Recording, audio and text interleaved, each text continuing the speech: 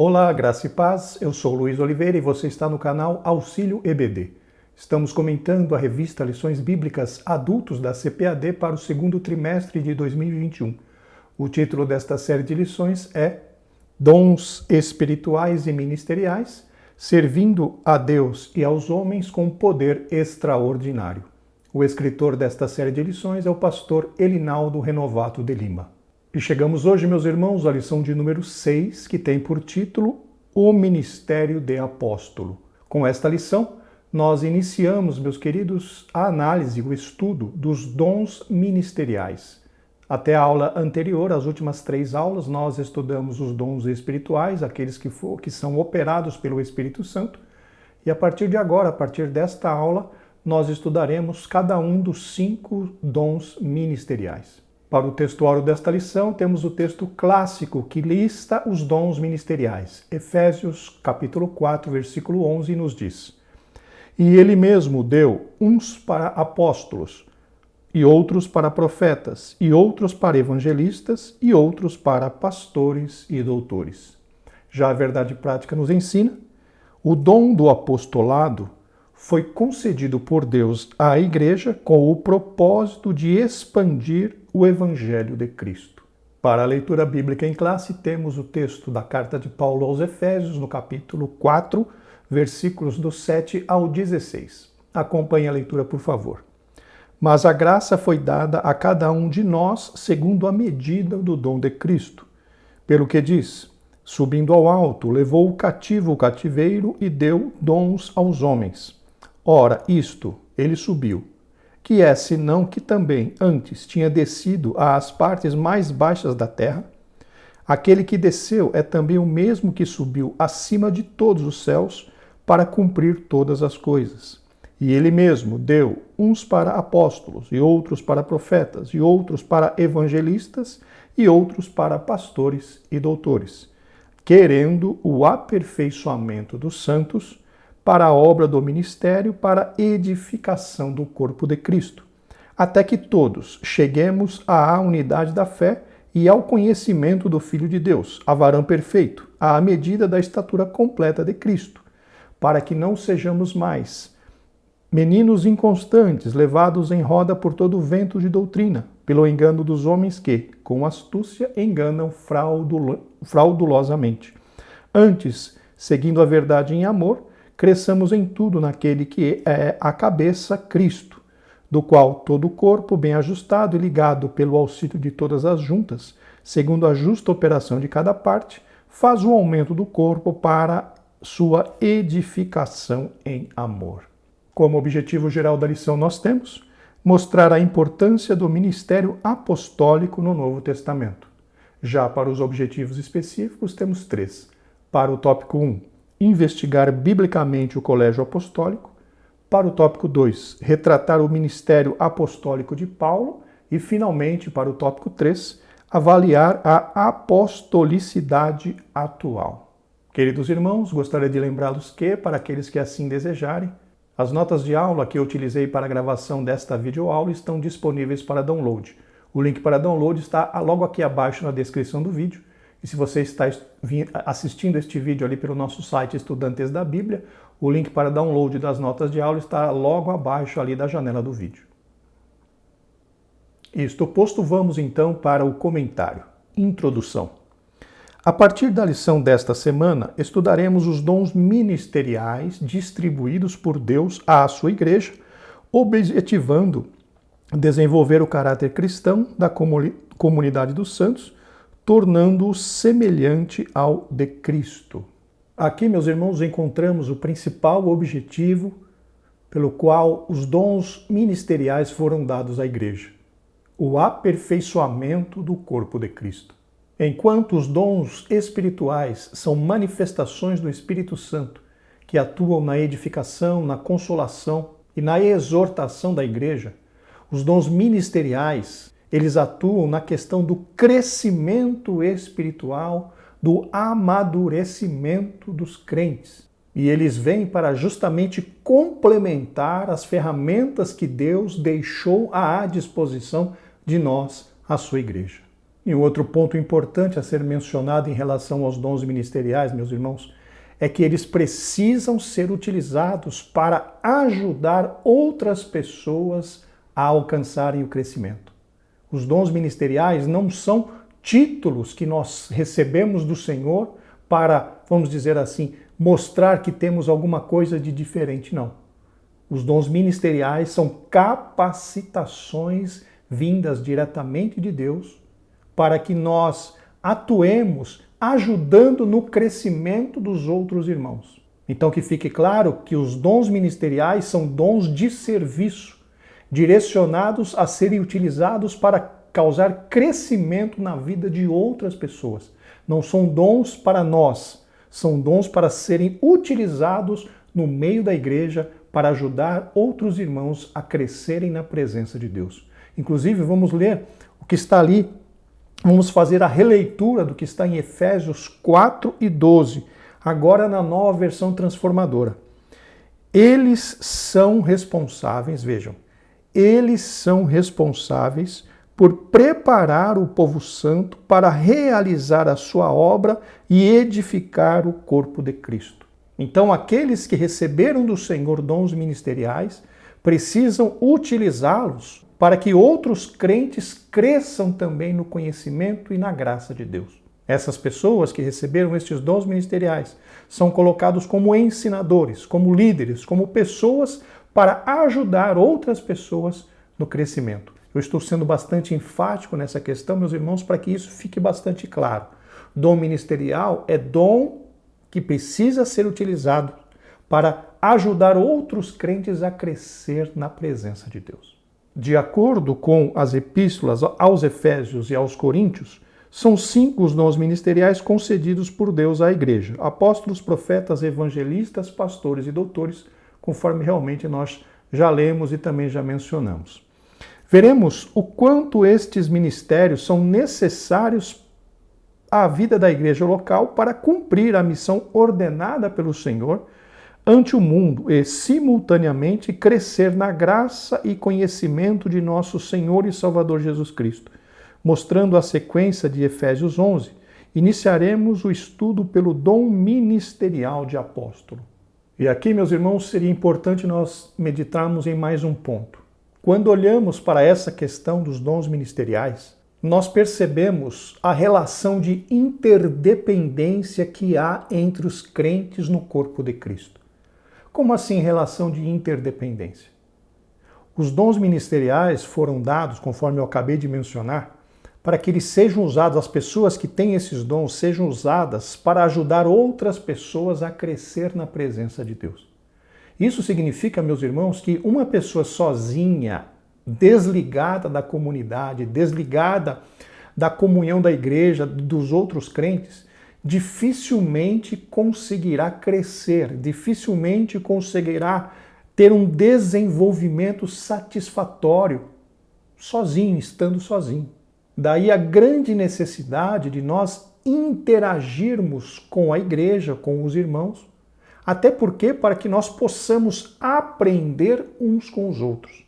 Eu vou mais longe, eu quero dizer a cada um dos irmãos que, no meu entendimento, pelo que eu entendo na Bíblia Sagrada, todos nós precisamos ter um mentor, alguém que nos oriente, alguém que nos acompanhe nos primeiros passos da nossa fé, até que nós cheguemos numa situação de maturidade espiritual. Aquele que está numa situação de maturidade espiritual, ele consegue se alimentar sozinho, ele consegue crescer, ele consegue buscar o alimento, mas eu não estou querendo dizer com isso que essa pessoa que já é madura também não depende de mais ninguém, que ele sozinho consegue ser autossuficiente. Não, não estou dizendo isso.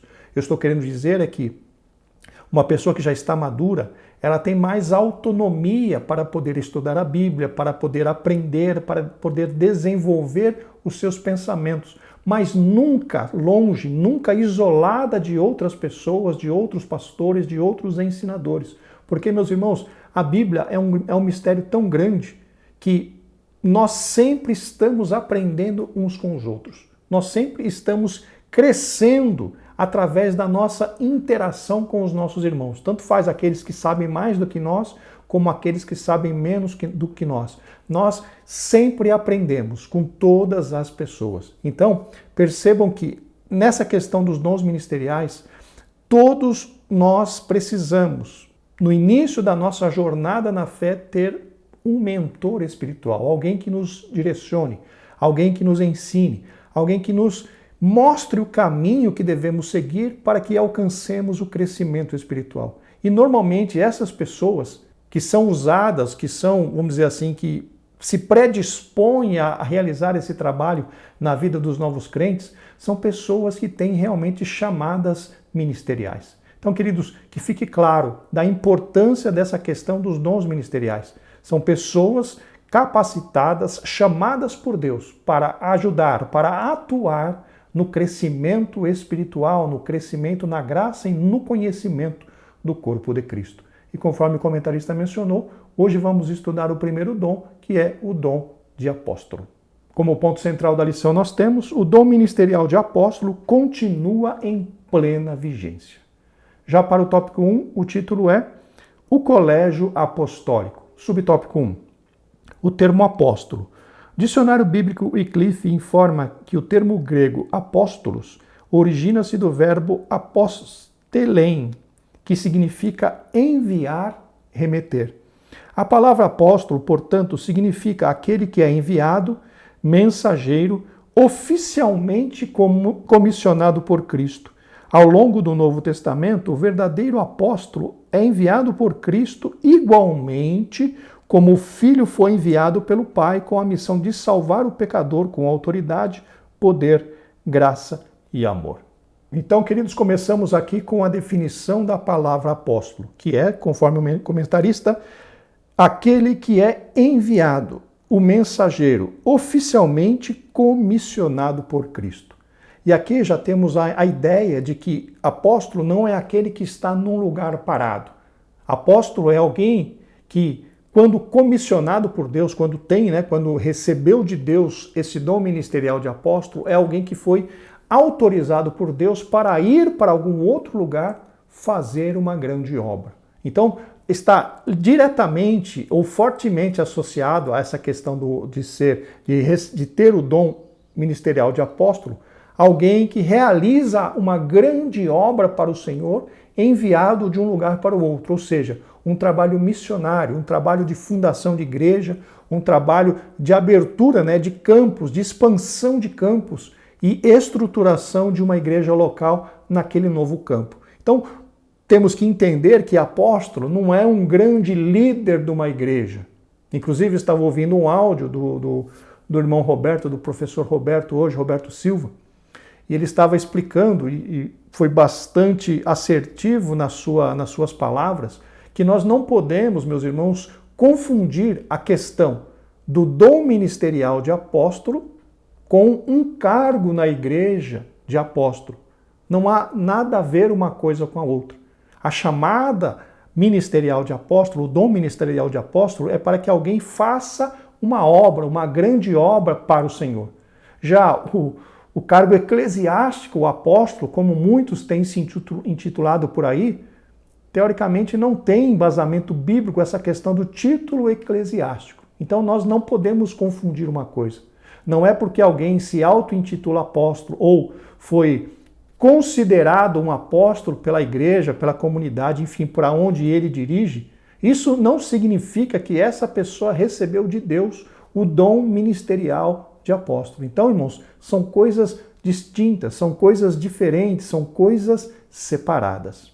Inclusive, o comentarista menciona aqui que ao longo do Novo Testamento o verdadeiro apóstolo é enviado por Cristo, igualmente como o Filho foi enviado pelo Pai.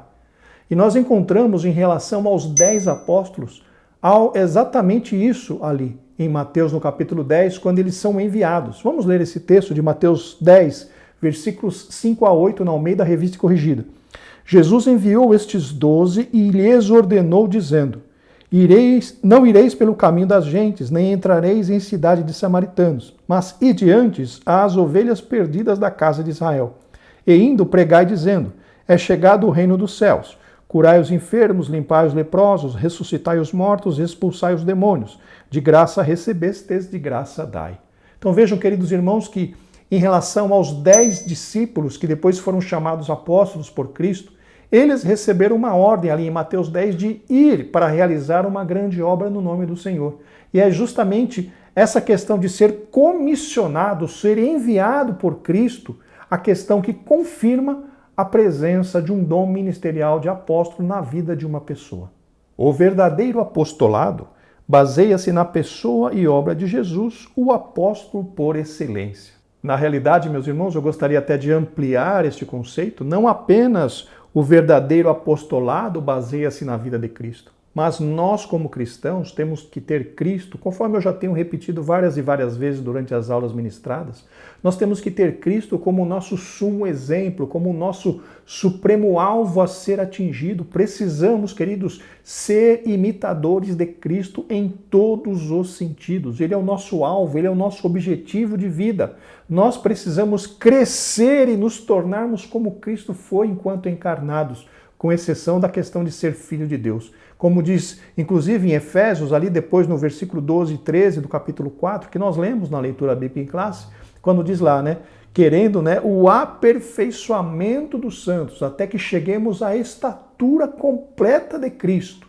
Ou seja, o nosso alvo, meus irmãos, é nos tornarmos como Cristo em todos os sentidos da nossa vida. E aqui o comentarista faz uma menção de que o ministério do apostolado tem que ter Cristo como exemplo. Eu quero ir mais longe dizendo, a nossa vida como um todo precisa ter Cristo como o supremo alvo a ser atingido.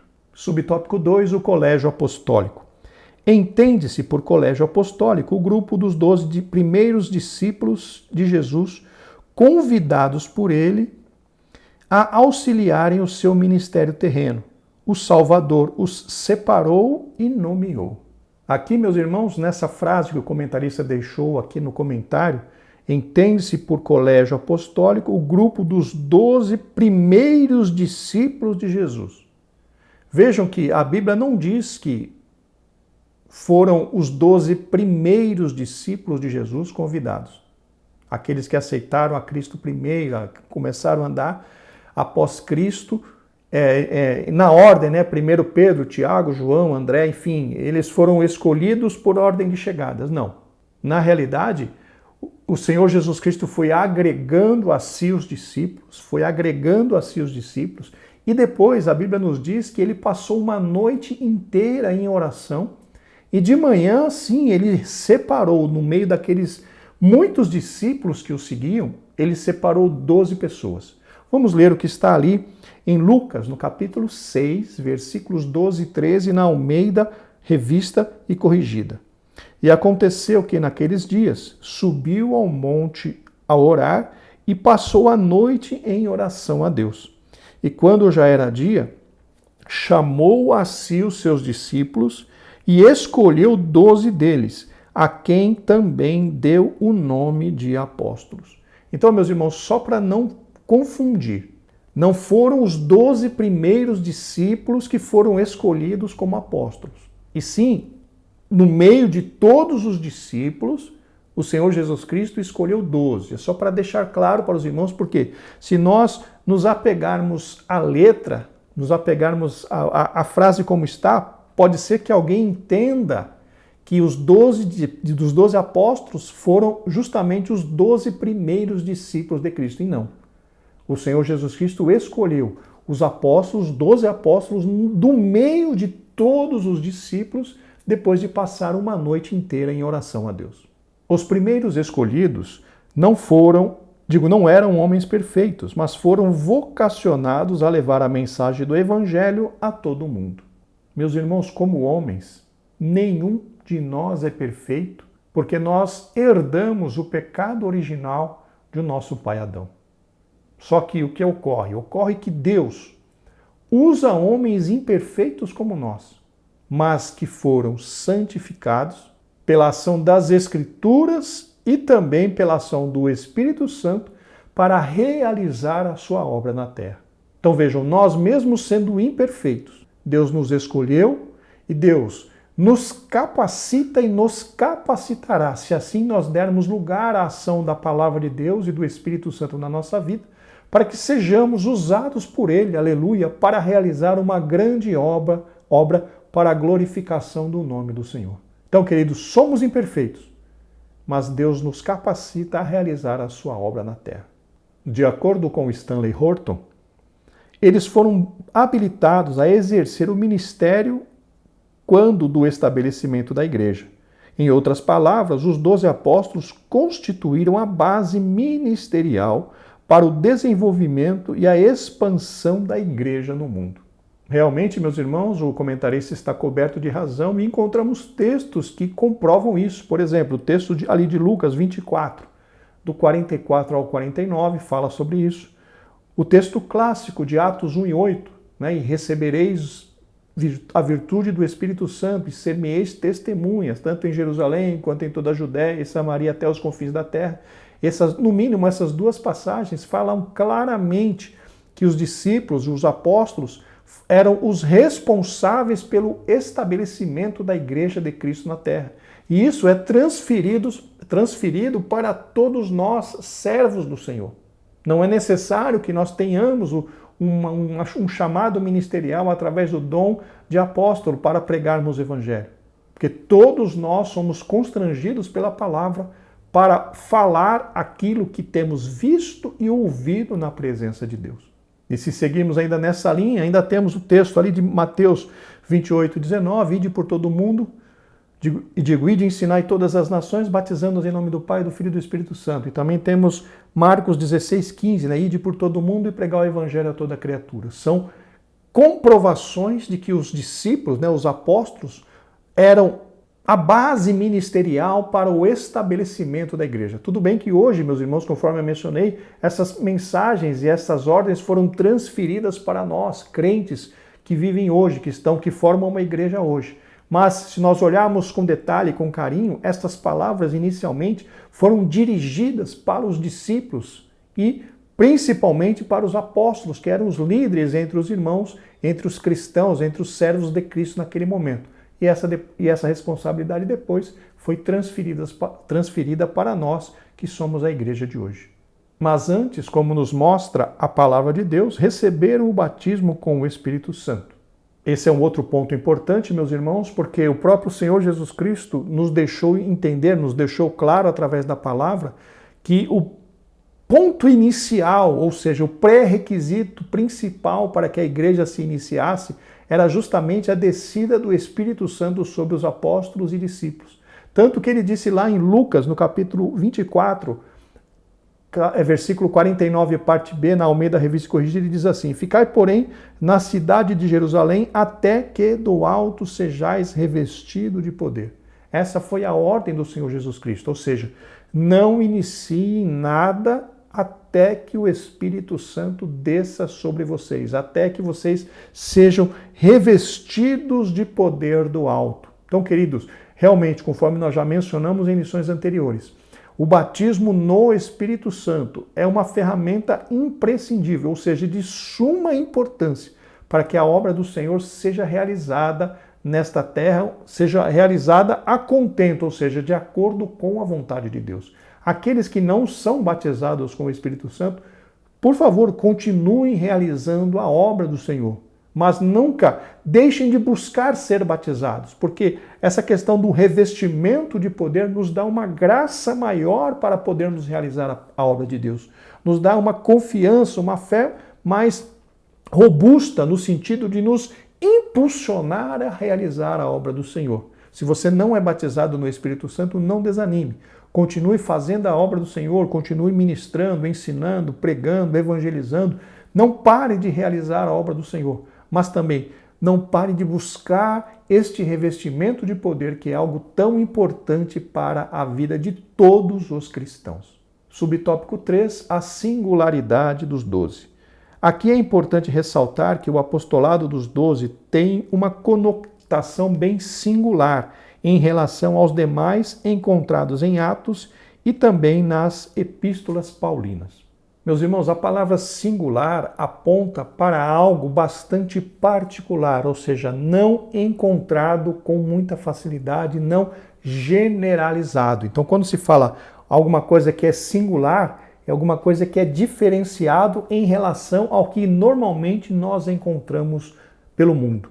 E no caso do apostolado dos 12 primeiros, dos 12 apóstolos de Cristo, o que aconteceu com ele foi algo diferenciado, conforme o comentarista pontuou aqui, em relação aos outros apóstolos encontrados no restante das Escrituras. E ele começa a citar aqui as razões dessa singularidade, ou seja, das diferenças em relação aos 12 apóstolos de Cristo, no que diz respeito aos outros apóstolos encontrados nos outros livros da Bíblia. Item A, eles foram convocados pessoalmente pelo Senhor. Multidões seguiam Jesus por onde ele passava, e muitos se tornaram seguidores do Mestre, ou seja, discípulos. Mas para iniciar o trabalho da grande comissão, apenas 12 foram convocados pessoalmente por eles, conforme nós mencionamos. No meio daqueles muitos discípulos que seguiam a Cristo, o Senhor passou uma noite inteira em oração a Deus e na manhã, na madrugada, ele escolheu 12 desses discípulos para serem chamados apóstolos. Então eles realmente foram convocados, escolhidos pessoalmente pelo Senhor Jesus Cristo, ainda durante o seu ministério terreno. Item B. Andaram com Jesus durante todo o seu ministério. Desde o batismo do Senhor até a crucificação, os 12 andaram com o Mestre, aprenderam e conviveram com ele. Aqui, queridos, é importante nós mencionarmos que não foram todos, os discípulos e todos os apóstolos salvos no mesmo dia, no mesmo momento, na mesma hora. Eles foram sendo agregados à equipe do Senhor Jesus Cristo, ou seja, eles foram se achegando a Cristo paulatinamente. A Bíblia não menciona, por exemplo, quando é que Bartolomeu foi incluído entre os discípulos. Mas o que é certo é que eles foram incluídos, ou seja, eles chegaram a Cristo, eles começaram a seguir a Cristo bem no início do seu ministério, para que eles pudessem acompanhar toda a trajetória de Cristo, todo o ministério de Cristo enquanto encarnado no meio dos homens. E um outro ponto importante a ser mencionado é que esses discípulos, meus irmãos, eles deixaram tudo para seguir a Cristo. Nós temos exemplos claros em relação a isso, por exemplo, Pedro e André, que eram irmãos, foram chamados por Cristo enquanto estavam pescando ali com seus pais, e eles deixando as redes, deixando os seus pais, seguiram a Cristo. Tiago e João, também filhos de Zebedeu, da mesma forma, eles foram chamados por Cristo e deixaram seu pai, deixaram ali a empresa de pesca do seu pai e seguiram a Cristo. Então vejam, meus irmãos, que essas pessoas, eles foram evangelizados por Cristo e convidados pelo Filho de Deus para fazerem parte dos discípulos. E posteriormente, eles foram escolhidos para serem apóstolos. Então, que fique claro, todos esses apóstolos, os 12, e depois Judas que se perdeu, eles acompanharam o ministério de Cristo desde o começo. Ou seja, eles acompanharam todos os ensinamentos e milagres que o Senhor Jesus Cristo realizou, tirando aqueles milagres particulares, onde só Pedro, Tiago e João tiveram a oportunidade de acompanhar Cristo. Mas todos os outros milagres e ensinamentos, todos os 12 apóstolos acompanharam. Item C. Receberam a autoridade do Senhor. Os 12 receberam de Jesus um mandato especial para prosseguirem com a obra de evangelização. Eles foram revestidos de autoridade de Deus para expulsar os demônios, curar os enfermos e pregar o evangelho à humanidade. Aqui, meus irmãos, se repete aquilo que eu mencionei há pouco. O chamado, a ordem inicial para a evangelização foi dada aos apóstolos, porém se estende a todos nós no dia de hoje. Segundo o evangelista Marcos, os sinais seguirão aos que crerem, independente se tem o dom ministerial de apóstolo ou não. A responsabilidade de testificar, queridos, está sobre os ombros de cada um de nós que servimos a Cristo. Mesmo que não saibamos pregar, mesmo que não tenhamos condições de discutir teologicamente com alguém, nós temos que, no mínimo, dar testemunho através das nossas vidas. Falarmos, como eu já mencionei nesta aula, daquilo que temos visto e ouvido na presença de Deus, que já é também um modo, né, de evangelizar as pessoas, mostrar tudo aquilo que Cristo tem feito em nossas vidas e através das nossas vidas. Então vejam que aqui o comentarista menciona que os apóstolos receberam a autoridade do Senhor, mas depois nós entendemos ali em Marcos 16, 15 e a seguir, que os sinais seguirão aos que crerem, independente se tem dons ou não ministeriais de apóstolos. Todos aqueles que crerem podem viver o extraordinário nas suas vidas. Chegamos ao tópico 2, o apóstolo Paulo. Subtópico 1, Saulo e sua conversão. Saulo foi um judeu de cidadania romana, educado aos pés de Gamaliel e também um importante mestre do judaísmo. Ele era intelectual, fariseu e foi perseguidor dos cristãos. Aqui, meus irmãos, o comentarista dá uma ficha resumida a respeito de Paulo, que foi criado, né, que era judeu de cidadania romana, criado, educado aos pés de um grande mestre chamado Gamaliel, que depois se tornou mestre no judaísmo. E diz também que ele era intelectual, Paulo, né, se tornou intelectual, fariseu e também foi um perseguidor da igreja. Um ponto importante a ser mencionado aqui, meus irmãos, é que Paulo perseguia a igreja não por implicância, ou seja, vamos imaginar que ele visse ali os cristãos, os salvos do caminho, né, que naquela época eram chamados o povo do caminho, aqueles que seguiam o caminho. Ali em Atos dos Apóstolos nós temos várias referências, né, à questão dos cristãos serem chamados, né, o povo do caminho. Paulo, vendo aquele pessoal pregando aquele evangelho, abre aspas, esquisito para ele, eu não gostei desse pessoal, eu vou persegui-los. Não foi por implicância. Paulo, no caso Saulo, né, Saulo perseguiu a igreja tão somente por conta do seu zelo pelas tradições judaicas, por aquilo que ele tinha aprendido dentro do judaísmo. Não foi implicância. Inclusive, Paulo mesmo falou, confessou, que ele foi um perseguidor da igreja, mas foi um perseguidor enquanto estava na incredulidade, ou seja, por ignorância. Leiamos o que está ali em 1 Timóteo, no capítulo 1, versículo 13, na Almeida Revista Corrigida. A mim que dantes fui blasfemo, e perseguidor e opressor, mas alcancei misericórdia, porque o fiz ignorantemente na incredulidade. Então, meus irmãos, só esse detalhe que precisamos deixar claro. Paulo não foi perseguidor da igreja por conta de implicância, e sim por causa do seu zelo pelas tradições que ele tinha aprendido dentro do judaísmo.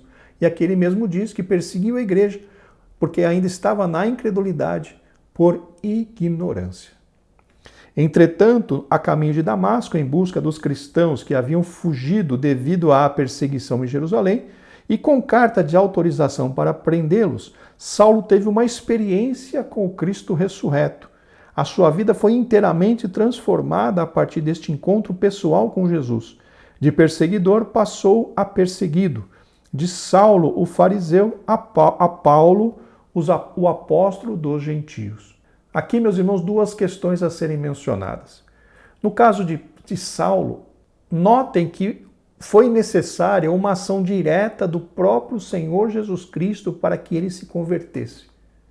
No meu entendimento, isso agora é o entendimento do Luiz, seria muito difícil Paulo parar para ouvir alguém pregar o evangelho, porque ele tinha autoridade ali do sinédrio, do sumo sacerdote, para prender, para obrigar as pessoas que confessassem que serviam a Cristo. Ele obrigava aquelas pessoas a blasfemar, a negar a sua fé em Cristo. Então, Paulo era uma pessoa, no meu entendimento, volto a repetir, que dificilmente pararia para ouvir o evangelho. E o que aconteceu? O próprio Cristo interviu naquela situação, se apresentou diante dele e, meus irmãos, convenhamos, não há quem consiga resistir, aleluia, à presença de Cristo. Paulo foi tremendamente impactado por aquela visitação do Senhor Jesus Cristo e foi ali transformado, e foi ali quebrantado, e foi ali todas as suas bases, todas as suas fortalezas teológicas caíram por terra. E ele humildemente perguntou: quem és, Senhor? Glórias ao nome do Senhor. E a partir daí, ele começou, certamente, a Bíblia não nos declara isso, mas naqueles 3 dias e 3 noites que ele não comeu e nem bebeu água, com certeza ele clamou durante esses 3 dias e 3 noites, pedindo perdão ao Senhor pelas perseguições, pedindo misericórdia, pedindo graça ao Senhor. Tanto que o livro de Atos nos diz que o Senhor Jesus Cristo apareceu a Ananias e agora não lembro se foi o Senhor Jesus Cristo, se foi o Espírito Santo, se foi um anjo, mas houve uma aparição ali teofânica a Ananias, mandando que ele fosse orar por Saulo. E Saulo realmente ali recebeu a oração, os seus olhos, né, a sua visão foi recobrada e ele foi batizado com o Espírito Santo naquele momento. Então, meus irmãos, Saulo recebeu a visitação e foi tremendamente transformado. Aqui existe um ponto que precisamos citar, o comentarista citou aqui, né? De Saulo, o fariseu, a Paulo, o apóstolo dos gentios. Nós temos que tomar cuidado, meus irmãos, com essas questões, porque Saulo não foi transformado em Paulo. Saulo é um nome judeu e Paulo é um nome romano. É o mesmo Paulo, é o mesmo Saulo, é a mesma pessoa. Então o nome dele foi mudado, não é que foi mudado, né? Podemos dizer assim, não é que antes de aceitar a Cristo era Saulo, e depois que aceitou a Cristo foi transformado num Paulo, como diz até um hino da harpa cristã. Teologicamente falando, isso não está correto, porque Saulo é o nome judeu e Paulo é o nome romano, o mesmo nome. Então ele não foi transformado, essa mudança de nome não foi porque ele foi transformado, porque ele se encontrou com Cristo. Não tem nada a ver uma coisa com a outra. Saulo é o nome judeu e Paulo é o nome romano. E ele começou a ser chamado como Paulo, por quê? Porque ele estava realizando o seu ministério fora de Judá, fora ali de Israel. Então, lá nas terras por onde ele era missionário, o nome mais correto a ser utilizado era o nome romano. E por isso que ele foi chamado de Paulo. Mas não tem nada a ver com a conversão. Ele, antes de encontrar aqui Cristo, ele era Saulo, e depois que encontrou a Cristo, ele virou Paulo. Não entre nessa história, não entre nesse engano, né, nesse engodo, porque, mais uma vez repetindo, Saulo é um nome judeu, Paulo era um nome romano. O mesmo nome, a mesma pessoa. A transformação de Saulo, se deu internamente, se deu dentro do seu coração depois do encontro com Cristo. E essa questão de nomenclatura era justamente porque ele realizou o seu ministério fora de Israel, no meio dos estrangeiros, no meio dos gentios, e por conta disso ele passou a usar o nome de Paulo. Subtópico 2, um homem preparado para servir. Dos 27 livros do Novo Testamento, 13 foram escritos pelo apóstolo Paulo. Quão grande tratado teológico encontramos em sua epístola aos Romanos. O seu legado teológico foi grandioso para o cristianismo. Aqui, meus irmãos, o comentarista enfatiza, a questão da preparação intelectual de Paulo para a realização da obra do Senhor. Isso nos mostra a visão tremenda de Deus em relação à sua obra. Se nós olharmos o momento em que a igreja estava passando naquela época, era um momento, meus irmãos, que as Sagradas Escrituras, a parte do Novo Testamento que nós temos hoje, os 27 livros do Novo Testamento, ainda não estavam escritos. Alguns evangelhos possivelmente começaram a ser escritos, algumas coisas assim.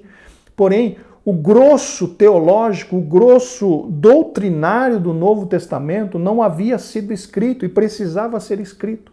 E qual foi o plano de Deus?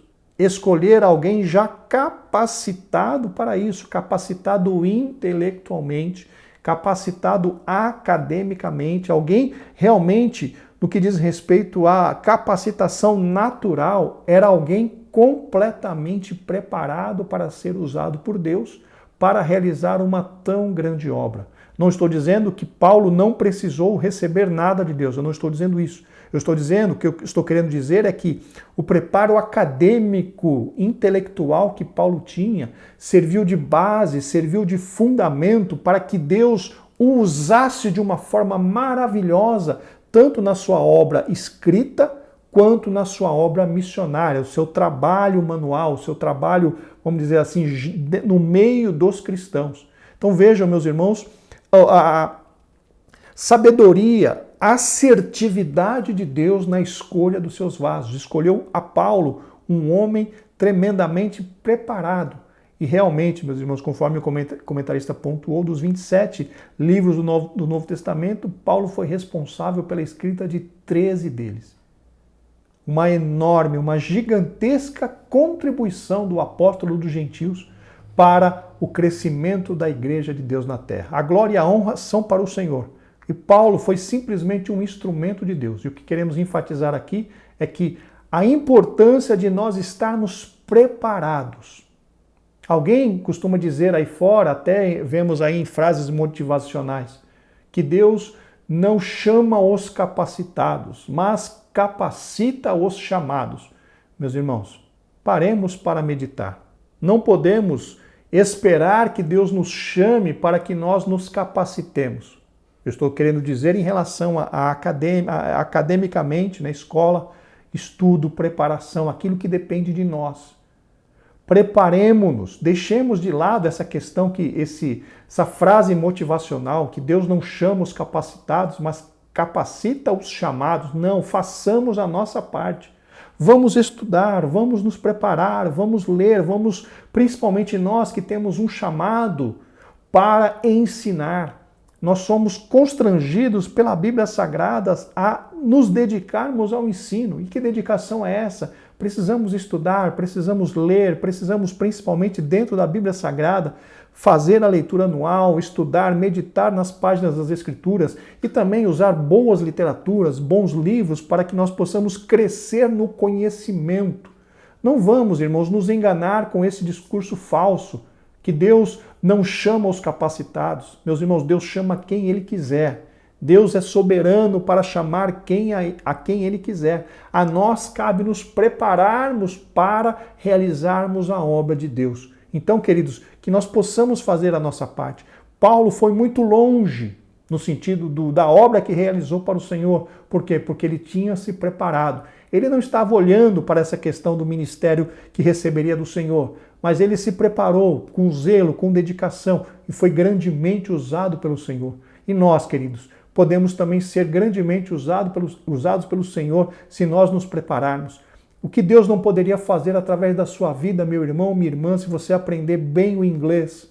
O que Deus não poderia fazer pelas nossas vidas se nós aprendermos bem a palavra de Deus? Se nós formos bons profissionais, se nós realmente nos dedicarmos a crescer no conhecimento secular, meus irmãos, Deus pode nos usar tremendamente nesta terra. Então, esqueçamos essa história de que Deus não chama os capacitados, mas capacita os chamados. Façamos a nossa parte. Vamos nos capacitar, vamos estudar, vamos crescer, vamos realmente nos aprimorar. Porque quanto mais nós fizermos isso, mais Deus pode nos usar para a sua glória. Louvado seja o nome do Senhor. Mas, para além da intelectualidade teológica, o apóstolo dos gentios levou uma vida de sofrimento por causa da pregação do Cristo ressurreto. Eis a declaração apostólica que denota tal verdade. Combati o bom combate, acabei a carreira e guardei a fé. Conforme nós mencionamos, meus irmãos, Paulo não foi simplesmente um intelectual, uma pessoa que ficava atrás de uma mesa. Ele tinha o conhecimento, ele tinha o preparo intelectual, ele foi usado por Deus grandemente na questão da estruturação teológica do Novo Testamento. Porém, queridos, ele estava ali na linha de frente, evangelizando, trabalhando, realmente fazendo a obra a qual ele foi chamado a fazer. Paulo foi chamado a pregar. Paulo foi chamado a testemunhar de Cristo perante os gentios. E ele entendeu isso. Ele entendeu isso de uma forma maravilhosa, tanto que ele tinha isso na sua vida como uma responsabilidade, quase como uma obrigação.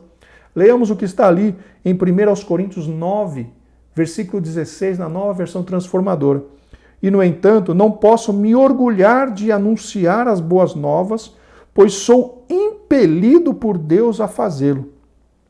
Ai de mim se não anunciar as boas novas. Aqui, meus irmãos, eu quero que vocês entendam que Deus não estava obrigando Paulo a pregar. Deus não nos obriga a nada no sentido do ferro e fogo. Porém, o que Paulo tinha uma tão grande comunhão com o Senhor. Paulo tinha um conhecimento tão aprofundado com Deus e tinha uma certeza tão grande do seu chamado que Paulo não poderia fazer outra coisa que não a vontade de Deus. Então ele diz aqui, que ele não tem motivo, não pode se orgulhar por anunciar as boas novas. Por quê? Porque ele foi chamado para aquilo. Ele foi salvo para aquilo, ele foi capacitado por Deus para aquilo. Ou seja, ele recebeu das mãos do Senhor aquela incumbência. Paulo, você vai ser um apóstolo dos gentios, você vai pregar a minha palavra no meio dos gentios.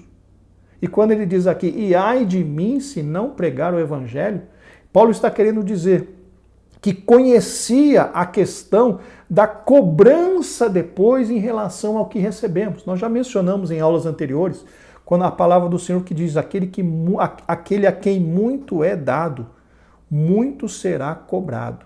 Paulo, queridos, havia recebido muito do Senhor, tanto em graça, quanto em conhecimento, quanto em poder.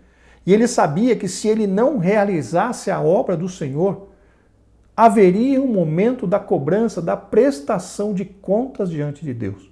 Então, queridos, é isso que nós precisamos compreender. Não é que Paulo foi obrigado por Deus a fazer nada, não. Mas em função de tudo aquilo que ele havia recebido do Senhor e da certeza, da convicção de que ele havia sido chamado para ser apóstolo, ele tinha convicção das suas obrigações. Ele foi salvo para aquilo. Aquela era a sua obra, aquela era a sua incumbência. E por isso, então, ele se sentia, como diz aqui no texto que nós lemos da Nova Versão Transformadora, ele se sentia impelido por Deus a pregar. E o ai aqui que ele diz era, se eu não fizer, depois Deus vai me cobrar. Por quê? Porque eu recebi talento, eu recebi chamada, eu recebi dom, eu recebi graça e, no entanto, eu não atendi ao chamado do Senhor. E isso, irmãos, o próprio Senhor Jesus Cristo já mencionou lá atrás, nos evangelhos, quando ele comentou ali, ele falou a parábola dos talentos, a parábola das minas, que o servo inútil foi lançado nas trevas exteriores, ou seja, haverá uma cobrança em nós em relação àquilo que recebemos para fazer para o Senhor e não o fizemos. Então entendam isso, meus irmãos. Paulo pregava porque ele tinha a convicção de que havia sido chamado para aquilo. Glórias ao nome do Senhor. Subtópico 3, o menor dos apóstolos. O apóstolo Paulo não pertencia ao colégio dos 12. Ele não andou com Jesus em seu ministério terreno, nem testemunhou a ressurreição do Senhor. Requisitos indispensáveis para o grupo dos 12. Aqui, queridos, conforme nós mencionamos anteriormente, Pedro citou ali na escolha de um apóstolo, de uma pessoa para colocar no lugar de Judas, que um dos pré-requisitos para que a pessoa fizesse parte ali do colégio apostólico, que ocupasse o lugar deixado vago por Judas, um desses pré-requisitos seria ter realmente acompanhado a vida de Cristo desde lá do batismo, ou seja, desde o comecinho até a sua ressurreição. O que Paulo realmente não participou. Paulo não estava ali, não foi seguidor de Cristo naquela época. Paulo só se converteu ali depois do encontro impactante que Cristo teve com ele no caminho de Damasco. Então Paulo, teoricamente, não se enquadraria nos pré-requisitos para ser considerado parte do chamado colégio apostólico. O colégio apostólico é justamente aquele grupo de 12 apóstolos escolhidos pelo próprio Senhor Jesus Cristo. Então esse é o chamado colégio apostólico. Outros apóstolos que a Bíblia menciona, principalmente ali no livro de Atos e nas cartas de Paulo, são pessoas que, mesmo tendo o dom ministerial de apóstolos, eles não podem ser incluídos no chamado colégio apostólico, porque o colégio apostólico são simplesmente aquelas 12 pessoas. Só que eu gostaria de mencionar aos irmãos a seguinte questão.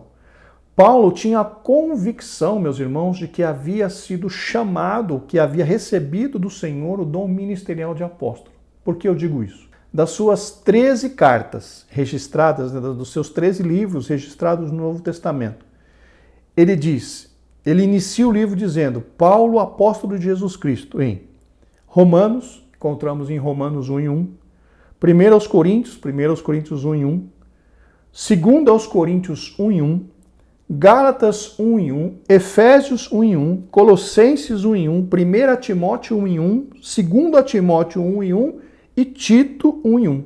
9 livros dos 13 livros que ele escreveu, que estão registrados no cânon sagrado, 9 livros, meus irmãos, ele começa dizendo: Paulo, apóstolo de Cristo. Então nós vemos por essas mensagens, por essas cartas, Paulo tinha a convicção absoluta de que ele havia sido chamado por Deus para ser apóstolo, mesmo que, teoricamente, ele não fizesse parte ali do colégio apostólico. Humildemente, o apóstolo reconheceu que não merecia ser assim chamado, pois considerava-se um abortivo, como que nascido fora de tempo, o menor de todos. Essa questão do abortivo, meus irmãos, seria alguém que não estava programado, que alguém que não estava, vamos dizer assim, programado para aparecer e simplesmente apareceu. E no caso de Paulo, quando nós olhamos humanamente falando, pode ser que Paulo fosse uma surpresa, mas não era uma surpresa no coração de Deus. Tudo já estava planejado no coração de Deus. E Paulo surgiu no momento certo para realizar uma obra certa e definida pelo Deus Todo-Poderoso. Tanto que Paulo diz numa das suas cartas, que eu não vou me lembrar agora onde está, que ele trabalhou muito mais do que todos os outros apóstolos, do que todos os apóstolos do chamado colégio apostólico. Paulo trabalhou muito mais do que eles, mesmo que oficialmente não fizesse parte daquele colégio apostólico. Mas Paulo, meus irmãos, não estava de olho numa posição. Paulo estava de olho em agradar a Cristo, que era o seu Senhor. Glórias ao nome do Senhor para sempre. Entretanto, o Senhor se revelou a ele ressurreto e ensinou-lhe todas as coisas. O apóstolo recebeu o evangelho diretamente do Senhor. Meus irmãos, estes fatos que ocorreram na vida de Paulo, pelo menos a mim, me trazem, eu fico impressionado com essa questão, porque Paulo recebeu a doutrina exatamente, e o comentarista diz aqui, recebeu o evangelho diretamente do Senhor Jesus Cristo, algo incrível para nós nos dias de hoje. Na realidade, isso não acontece hoje. Por quê? Porque naquela época, na época de Paulo, como eu mencionei aos irmãos, o Novo Testamento não havia sido escrito na sua totalidade, precisaria ser escrito, tanto que Paulo foi utilizado pelo Espírito Santo, foi usado pelo Espírito Santo para escrever aquelas 13 cartas que Paulo escreveu, as cartas de Paulo que foram incluídas no cânon sagrado. Então, como não tinha uma outra referência, Jesus Cristo se apresentou diretamente a Paulo para instruí-lo, para ensiná-lo. Hoje em dia isso não é mais possível, queridos. Por quê? Porque o cânon da Bíblia foi fechado. Hoje em dia nós não temos condições, não podemos, e todas as doutrinas que surgirem extra-bíblicas são heresias. Todas as doutrinas que surgirem, que não são originárias da própria Bíblia, são heresias. Então, hoje o cânon está fechado e não temos mais autorização de Deus para trazer doutrinas fora do que está dentro da Bíblia. Hoje, tudo que nós precisamos está escrito, está contido ali nos 31.105 versículos que tem a Almeida Revista e Corrigida. Então, queridos, mas no caso de Paulo, como não tinha essa questão, o próprio Senhor Jesus Cristo apareceu a ele e o instruiu a respeito do que ele devia ensinar e pregar. E nos faz lembrar que o próprio Cristo, meus irmãos, o Senhor Jesus Cristo também tinha essa característica na sua vida. Ele não pregava aquilo que ele queria, ele pregava aquilo que Deus o ordenava a pregar. Vamos ler o que está ali em João, no capítulo 7, versículo 16, na Almeida Revista e Corrigida. Jesus respondeu e disse-lhes: a minha doutrina não é minha, mas daquele que me enviou. Ainda temos o texto de João 12:49, também na Almeida Revista e Corrigida. Porque eu não tenho falado de mim mesmo, mas o Pai que me enviou, ele me deu mandamento sobre o que hei de dizer e sobre o que hei de falar. Então vejam, um paralelismo importantíssimo aqui. Cristo recebeu a sua mensagem diretamente de Deus. E Paulo recebeu a sua mensagem diretamente de Cristo. E nós recebemos a mensagem diretamente das palavras de Paulo, contidas na Bíblia Sagrada. Os 13 livros que ele escreveu, que foram incluídos na Bíblia, continuam falando conosco. Glórias ao nome do Senhor para sempre. Embora o Colégio Apostólico tenha reconhecido o apostolado paulino, as igrejas plantadas por ele eram o selo do seu ministério apostólico. Aqui o comentarista cita o texto ali de Gálatas 2, 6 e 10, dizendo que Paulo foi reconhecido como o apóstolo dos gentios, por conta da obra que ele realizou no meio dos gentios.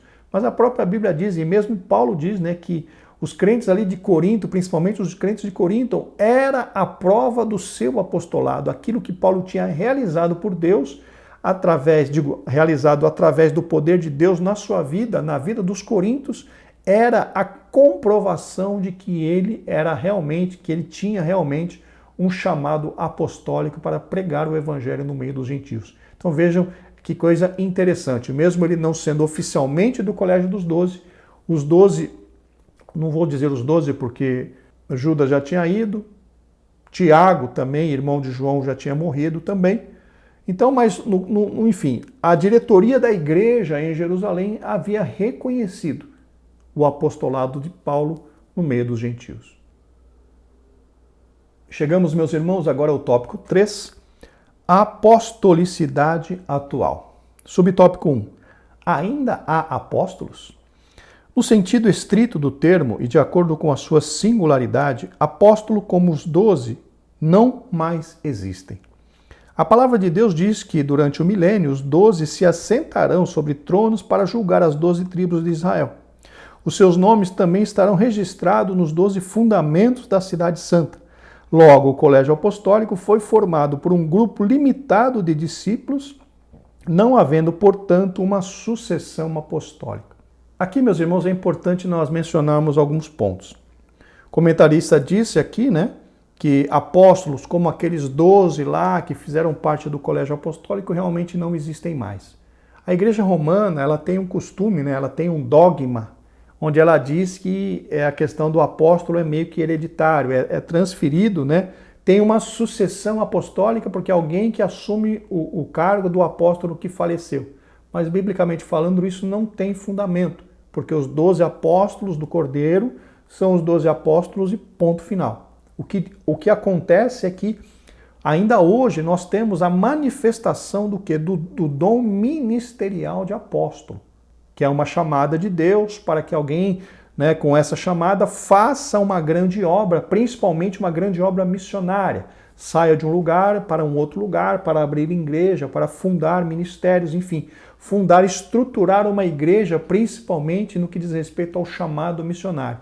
Mas igual aqueles 12 primeiros apóstolos, não tem mais, são só aqueles e ponto final. E aqui existe mais um ponto interessante a ser mencionado. Algumas pessoas acreditam e creem que não era Matias que deveria ter sido colocado no lugar de Judas Iscariotes, e sim Paulo, tanto pela obra que Paulo realizou e também pela forma como ele foi usado por Deus. E se nós notarmos, meus irmãos, o que aconteceu ali quando Pedro, né, se levantou perante os irmãos ali em Atos 1, querendo colocar alguém no lugar de Judas Iscariotes, que tinha traído ao Senhor Jesus Cristo e tinha se enforcado, a Bíblia diz ali que foi uma iniciativa de Pedro. Em nenhum momento, notem, eu não estou querendo aqui trazer confusão, só estamos meditando. Em nenhum momento, ali em Atos 1, nós vemos que foi uma motivação do Espírito Santo para que Pedro fizesse aquilo. Em nenhum momento vemos a manifestação de Deus acontecendo ali em Atos 1 para que aquilo ocorresse. O que os discípulos fizeram? Pedro se levantou e falou, é necessário que nós escolhamos alguém para ocupar o lugar de Judas. Ok. Quem são? Aí levantaram 2 pessoas lá e Pedro lançou aquele fundamento, né? Tem que ser alguém que acompanhou a Cristo desde lá de trás até a sua ressurreição e seja uma testemunha. Aí levantaram 2 pessoas lá. E depois eles tiraram sortes, ou seja, como se jogassem cara ou coroa, jogaram um tipo de sorte lá para escolher entre essas 2 pessoas. Ou seja, quando você tira a sorte entre 2 pessoas, normalmente uma é escolhida. Não tem como entre 2 pessoas ninguém ser escolhido. Então eles acabaram escolhendo Matias, e esse Matias foi contado como apóstolo, como participante ali do Colégio dos 12. Porém, queridos, não ouvimos mais falar de Matias durante todo o resto da Bíblia. E o que aconteceu com Paulo? Paulo, conforme eu mencionei, foi o apóstolo que mais trabalhou, o apóstolo que mais realizou a obra do Senhor enquanto estava vivo. Então, algumas pessoas interpretam, que Paulo, sim, deveria fazer parte do colégio apostólico e não Matias. Porém, queridos, isso é uma discussão teológica muito grande, uma discussão teológica extensa demais, e não vamos entrar no mérito da questão aqui. Eu só mencionei isso para os irmãos começarem a pensar. Talvez até algum dos seus alunos possa fazer uma pergunta a esse respeito.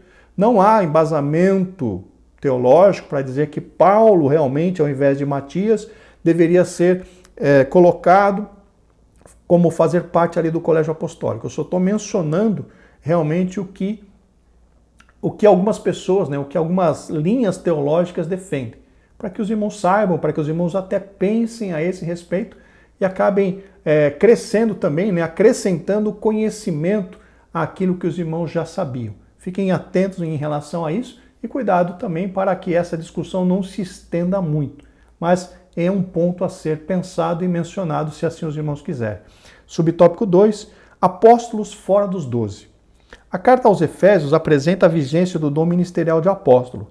O teólogo Stanley Horton informa-nos que o Novo Testamento indica que havia outros apóstolos que também haviam sido dados como dons à igreja.